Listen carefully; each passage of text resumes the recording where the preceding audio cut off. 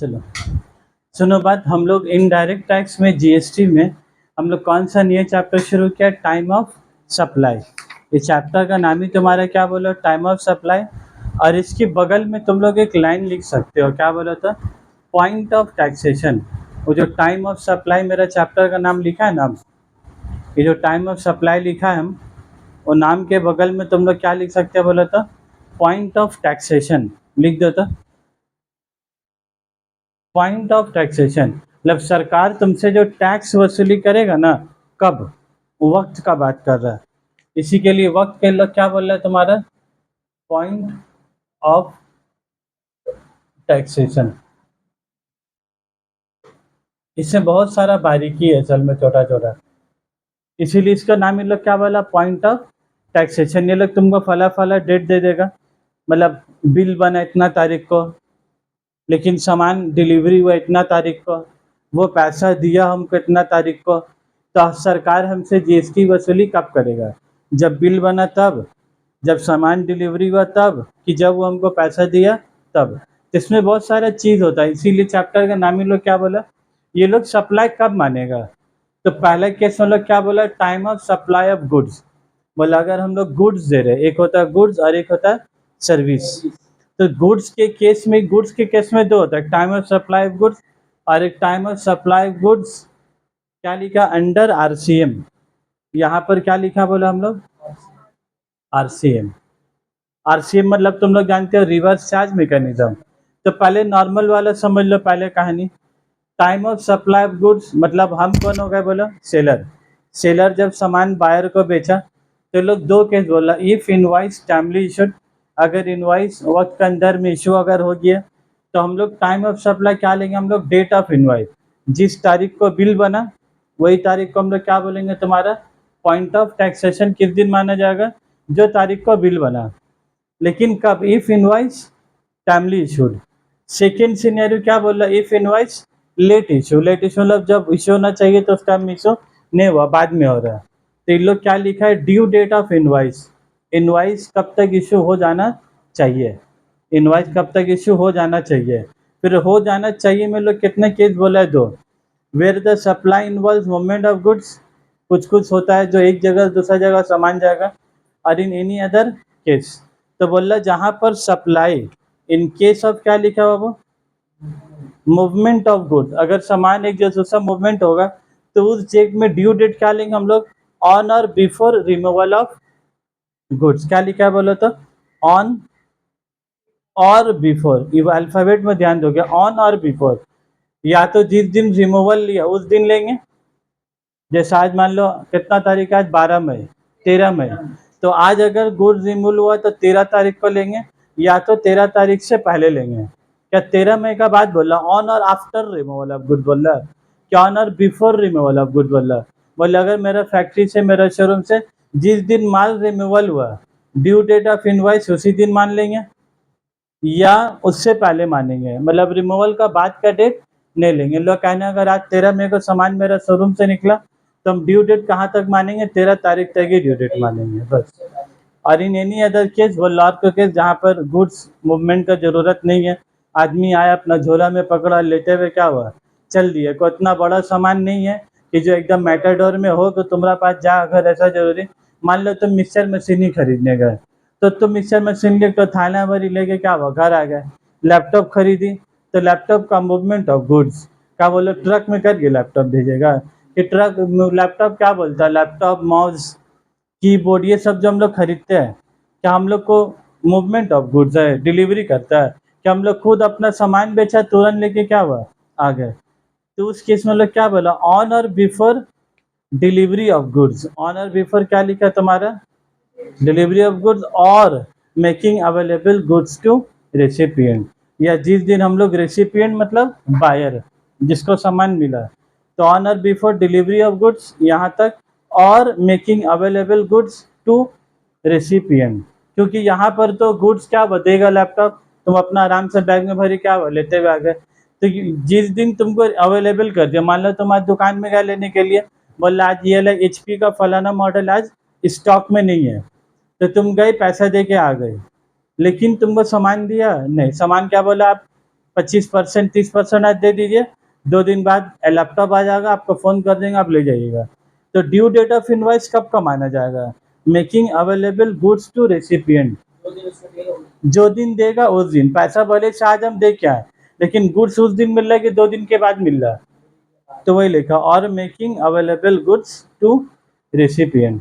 ठीक है बहन, तो ये डेट इसलिए तुमको पढ़ना है ना, अभी क्वेश्चन इसी के ऊपर हम लोग बनाएंगे, तब यार एकदम क्लियर हो जाएगा, अभी क्वेश्चन बनाएंगे। तो लोग इफ इनवॉइस टाइमली इशू, और एक क्या बोला, if invoice late issue. Timely issue में डेट ऑफ इनवॉइस, जो इनवॉइस का डेट होगा, इनवॉइस तो देखियो ना, बिल, बिल में जो तारीख लिखा हुआ होगा वही तारीख को तुम्हारा क्या मानेंगे, टाइम ऑफ सप्लाई, या वही तारीख को क्या बोलेंगे, पॉइंट ऑफ टैक्सेशन। अगर 2 मई को बिल बना तो फिर जीएसटी को कब देना होगा, मई, 2 मई को। अगर बिल बना 30 अप्रैल का डेट लिखा हुआ है, भले से गुड्स डिलीवरी नहीं हुआ है, लेकिन यहाँ पर क्या बोला, date of invoice, invoice late issue, due date, जो तारीख होना चाहिए। तो ड्यू डेट का मतलब इन लोग बताए, ड्यू डेट मतलब क्या हो गया, भले से बिल इशू नहीं हुआ है, लेकिन उतना तारीख तक बिल इशू हो जाना चाहिए। जैसे कॉलेज वाले ड्यू डेट नहीं देता, फला तारीख तक पैसा आप लोग को जमा क्या है, कर देना है। तो बहुत स्टूडेंट दिया, बहुत स्टूडेंट नहीं दिया, तो ड्यू डेट किसका माना जाएगा, जो तारीख कॉलेज वाला दिया, बस वही चीज़ है। तो ड्यू डेट अगर मूवमेंट ऑफ सप्लाई तो on or before removal of goods, जिस दिन फैक्ट्री से निकलेगा उस दिन माना जाएगा। और अगर एनी अदर केस जहाँ पर मूवमेंट की ज़रूरत नहीं है, जब हम बोला लैपटॉप खरीदा, माउस खरीदा, मिक्सर मशीन खरीदा, ये सब केस में क्या बोलो, डिलीवरी जिस दिन होगा उस दिन, या अवेलेबल गुड्स टू रेसिपिएंट। तो इसके ऊपर कुछ क्वेश्चन है, और इसमें एक पार्ट और जो तुम लोग को समरी नहीं दिए थे, जो पहला पेज में जो समरी चार्ट लिखा हुआ नहीं था, इन एनी अदर केस में, वहाँ पर ही जाओ तो एक बार, इसमें ना कुछ क्वेश्चन है। सबसे पहले तुम लोग इलस्ट्रेशन 1 में होता, सबसे पहले क्या, इलस्ट्रेशन 1 में जाओ,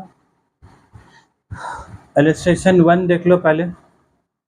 find point of supply in following cases, तुमको क्या निकालना है बोलो, पॉइंट ऑफ सप्लाई निकालना है। Find point of supply in following cases. Date of invoice, तुम 3 तो केस मत पढ़ो, पहले एक पढ़ो। बिल किस दिन बना, 7 जुलाई को, बिल किस दिन बना बोलो, 7 जुलाई को। Last date of issue of invoice कितना तारीख है, 7 जुलाई, मतलब बिल भी कितना तारीख तक बन जाना चाहिए, 7 जुलाई, और बिल बना भी कितना तारीख का बोलो, 7 जुलाई को। उसमें एक और लाइन है, डेट ऑफ पेमेंट। क्या हम लोग जब भी पढ़ा यहाँ पर ही नियम में, पेमेंट से को लेना देना है, डेट ऑफ पेमेंट बोलकर यहाँ कुछ है तुम्हारा, नहीं है। तो लोग ज़बरदस्ती का दिया क्वेश्चन में, पेमेंट कितना तारीख को मिल रहा है, 9 सितंबर को, का 9 सितंबर सिर्फ मतलब है, इसलिए देखो 9 सितंबर डेट ऑफ पेमेंट हम क्या लिख के रखा, पीवीआरए। वो लोग एक लाइन दे दिया, लेकिन वो हम लोग का प्रोविज़न में वो लाइन मौजूद ही नहीं है, तो डेट ऑफ पेमेंट दे भी देगा तो कोई काम नहीं है। तो हम लोग, तब बताओ, हम लोग पॉइंट ऑफ टैक्सेशन निकालें, तो पीओटी लिखा है, लो पीओटी तुम्हारा क्या हो गया, पॉइंट ऑफ टैक्सेशन। तो 7 जुलाई और 7 जुलाई, तो टैक्स कब लगेगा बोलो, 7 जुलाई को। सेकेंड वाला केस में आओ, date of invoice, date of 2 February, date of invoice का बोला 2 फरवरी। Last date of issue of invoice कितना लिखा है, 1 जनवरी। बिल कब बच जाना चाहिए था बोलो, 1 जनवरी को। लास्ट डेट ऑफ इनवॉइस मतलब क्या हो गया, due date. Last date of invoice मतलब क्या हो गया बोलो, तो ड्यू डेट है बिल का 1 जनवरी, और ये लोग इशू ऑफ इनवॉइस कब किया, 2 फरवरी। तो पॉइंट ऑफ टैक्सेशन कब बनेगा बोलो, 1 जनवरी की 2 फरवरी है वो, 1 जनवरी बनेगा तुम्हारा। बिल का ड्यू डेट कब था, 1 जनवरी, और ज़बरदस्ती का बिल बना रहा कब, 2 फरवरी। तो सरकार तुमसे टैक्स वसूली कब करेगा, 1 जनवरी को, माने बोलेगा ड्यू डेट 1 जनवरी था, आप नहीं बनाए, आपका मैटर है, लेकिन 1 जनवरी को बिल बन जाना चाहिए था। ठीक है, अब उसके बाद थर्ड वाला केस देखो, इसमें डेट ऑफ इनवॉइस कितना है, 4 अप्रैल, और लास्ट डेट ऑफ इनवॉइस कितना है, 5 मई। अब इसमें देखो खेला उल्टा, इनवॉइस का ड्यू डेट कब है, 5 मई, इनवॉइस का ड्यू डेट कब है वो, 5 मई को, लेकिन बिल बनाया कब है लोग, 4 अप्रैल। बिल बनाया कब है बोलो, 4 अप्रैल। तो पॉइंट ऑफ टैक्स, तो पॉइंट आफ्टर नहीं कर सकते, बिल बनना चाहिए था 5 मई को, ड्यू डेट कब है 5 में, लेकिन ये बेचारा अच्छा आदमी बिल कब बना दिया 4 अप्रैल को। तो इसको टैक्स अप्रैल का महीना में देना होगा कि मई का महीना में देना होगा, 4 अप्रैल को उसका पॉइंट ऑफ टैक्सेशन। इसीलिए चैप्टर का नाम क्या है, टाइम ऑफ सप्लाई। किस टाइम में सप्लाई माना जाएगा, 4 अप्रैल के 5 में, 4 अप्रैल को सप्लाई माना जाएगा। तो पॉइंट ऑफ टैक्सेशन भी क्या लगेगा तुम्हारा, जिस दिन बिल बना उसी दिन क्या, डेट ऑफ पेमेंट से कोई लेना देना है, डेट ऑफ पेमेंट से कोई लेना देना नहीं है। इसी के लिए अभी इतना सन पढ़े हो, इतना सन पार्ट, पहले इतना सन पढ़ के इतना सन के ऊपर में क्वेश्चन बनाओ, ताकि तुम क्वेश्चन पढ़ो बनाओगे ना तब तुम्हारे दिमाग में थोड़ा क्या है क्लैरिटी आएगा, नहीं तो खाली हम बोलते रहेंगे, खाली मिलाद सुनते रहोगे, कोई फायदा नहीं होगा मिलाद सुनने से। या ते केशव जब तक क्वेश्चन बनाए थोड़ा सा क्लियर हुआ। अभी और एक दो क्वेश्चन, सिर्फ इतने ही टॉपिक, अभी आरसीएम में हम लोग रुक के जाएंगे, पहले भी एक दो क्वेश्चन क्या है ना इसी टॉपिक के ऊपर बनाओ। उसके बाद अब तुम लोग को ना एक चीज भी अब हमको पढ़ाना है, ये पहला पेज में जो समरी था ना, ये पहला पेज में जो समरी है, जाओ पहला पेज का समरी जाओ, टाइम ऑफ सप्लाई, पहला बॉक्स में क्या लिखा हुआ है, केसेस नॉर्मली, है ना।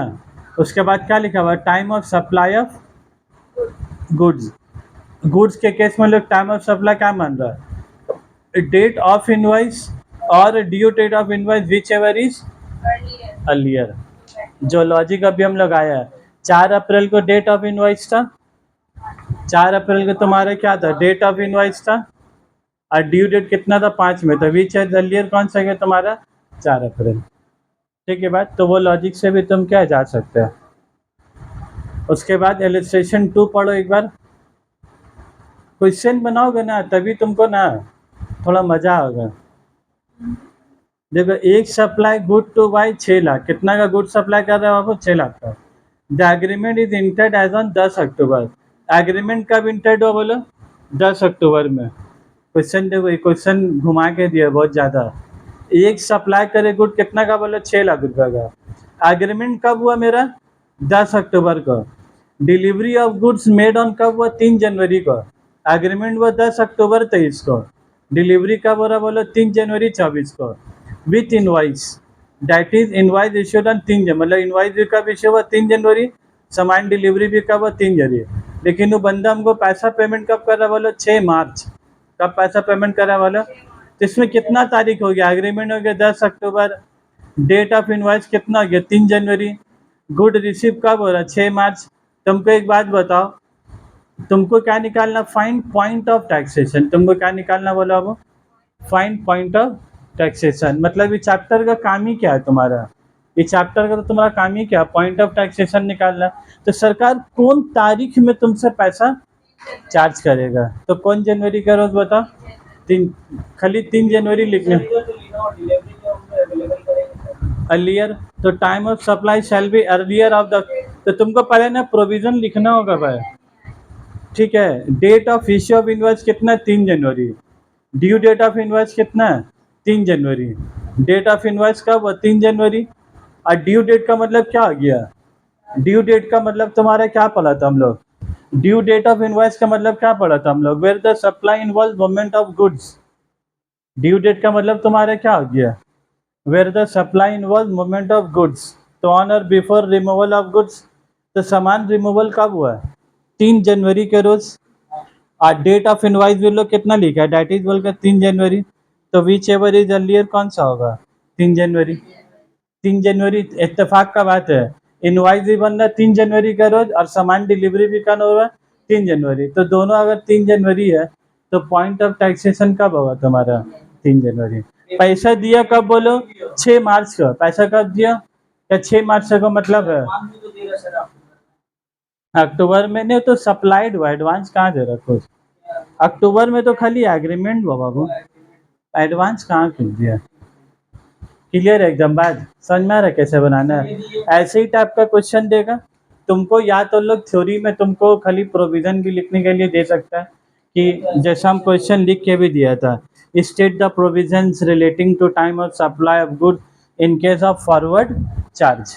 इसका क्वेश्चन क्या है तुम्हारा बोलो, state the provisions relating to time of supply of good in case of forward charge, कौन चार्ज का बात कर रहा है बोले तो देखो ये वाला तुम्हारा क्या RCM रिवर्स चार्ज, तो ये नॉर्मल वाला सिनेरियो तुम्हारे क्या होता है, इसको हम लोग क्या बोलते हैं तुम्हारा फॉरवर्ड चार्ज। फॉरवर्ड चार्ज मतलब जो सेलर होता है, हम सामान उसको भेजा तो GST का पैसा कौन जमा करेगा, हम, तो इसी को हम लोग क्या बोलते हैं तुम्हारा फॉरवर्ड चार्ज। और रिवर्स चार्ज जो तुम पढ़े हो, सामान हम उसको बेचेंगे, वो हमको GST का पैसा नहीं देगा, वो खुद GST का पैसा क्या, जब बायर जो होगा, जो रेसिपिएंट होगा, वही GST का पैसा जमा करेगा। ठीक है, ये तो इसीलिए इसका भी इसमें नहीं जा रहे हैं अभी, एक बार बहुत मुश्किल से तो समझ में आया, बहुत मुश्किल से वाला प्रोविजन क्या है समझ में आया, तभी क्वेश्चन पहले करो इसके ऊपर में, एक क्वेश्चन और इलस्ट्रेशन 3 ठीक कर रहे ना हम, पहले जो पढ़ा जितना समझो उसके ऊपर में सवाल बना लो, ताकि तुमको लगेगा प्रोविजन दिमाग में बैठा है। वीडियो भी हम वैसे ही हेडिंग दे देंगे, in case of supply of good under forward charge. Question 3 पढ़ो क्या बोला है, a machine has to be supplied at site, it is done by sourcing various component from vendors and assembling the machine at site. बोले एक machine supply करेंगे site में, site समझ में आ रहा तो जहाँ पर फैक्ट्री होगा, it is done by sourcing various component from vendors and assembling the machine at site, मतलब तुम्हारा फैक्ट्री में जो सामान आएगा ना, बहुत बड़ा बड़ा सामान तुम लोग देखे हो प्लांट एंड मशीनरी, जैसा हेलीकॉप्टर ही एक बार देखा था हम जाते हुए, ट्रक में करके हेलीकॉप्टर जा रहा था, तो हेलीकॉप्टर का पूरा एकदम वैसे ही डंका फंका के साथ जा रहा था का, कि डंका खुल के आधा पार्ट खुल के आधा पार्ट खोल के, एक तो क्रेन में करके, कहाँ तुम 4 नंबर का वहाँ देखा या कहीं, कि जो हेलीकॉप्टर है वो सब पार्ट पुर्जा अलग अलग होके अलग अलग वेंडर सब बनाता है सामान। मोबाइल कैसा होता है, जैसे ओप्पो कंपनी, वीवो, सब सब एक ही बना रहा है, कि चिप कहीं और से ले रहा है, बैटरी को और कंपनी का, कैमरा को और कंपनी का, सबको लेकर लोग असेंबल करके अपना कंपनी का नाम लगा के बेच रहा है। तो वैसे ही लोग बोल रहा है कि तुम्हारे फैक्ट्री में जो मशीन डिलीवरी होगा ना, तो वो डिफरेंट डिफरेंट वेंडर से तुम्हारे पास सब आएगा, और तुम्हारा फैक्ट्री में पहुंचने के बाद सारा पार्ट्स को जोड़ कर क्या करेंगे, मशीनरी को खड़ा करेंगे, असेंबलिंग करेंगे। देखो पहले क्वेश्चन ही समझना जरूरी था भाई, तारीख तो बात का बात है, पहले तुम क्वेश्चन तो समझे 2 लाइन का मतलब क्या हुआ। A machine has to be supplied at site, it is done by, जो सप्लाई हुआ कैसे, it is done by sourcing various component from vendor, अलग अलग वेंडर से आएगा तुम्हारा, and assembling the machine at site, और साइट में मशीन पूरा असेंबल होगा। The detail of the various event are, अब तुमको सबका बारे में बता रहा है। Purchase order with advance of 55,000 is received for good worth rupees 11 lakh and entry duly made in the seller book of account 20 अक्टूबर। 11 लाख का सामान है, तुमको एडवांस कितना मिल रहा बोलो 55,000, और एडवांस कब मिल रहा तुमको 20 अक्टूबर।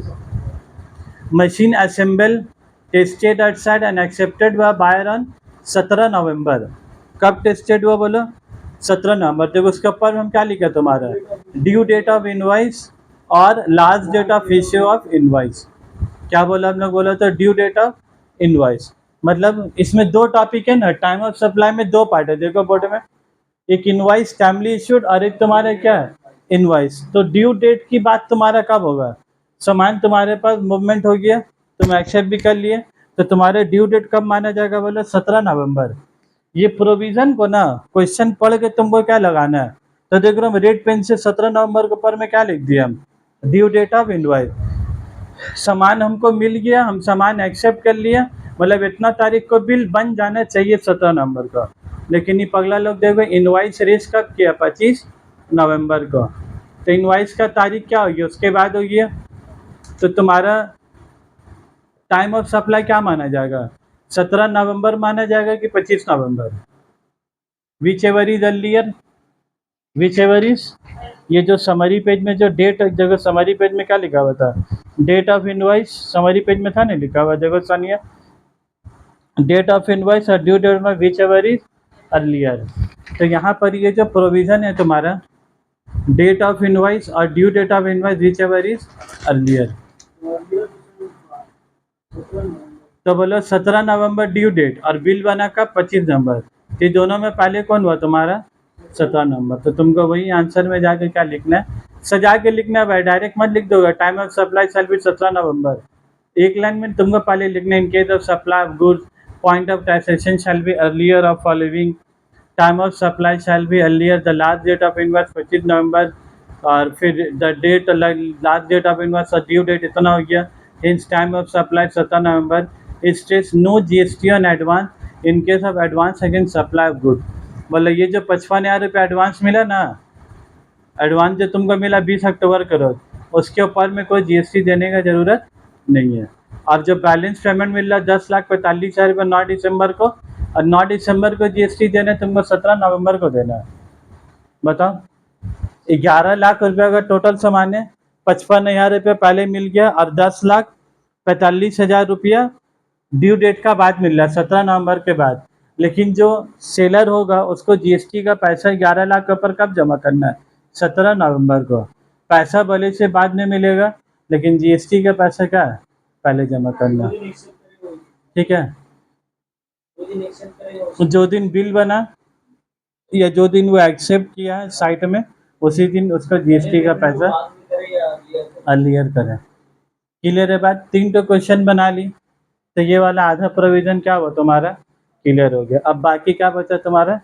बाकी आधा। तो हम एक वीडियो ऑफ कर दे रहे हैं, अभी वाला वीडियो डाल भी देंगे, time of supply of goods under forward charge. तुम एक टॉपिक जाके देखोगे, क्वेश्चन बना लोगे, पूरा टॉपिक रिवाइज हो जाएगा।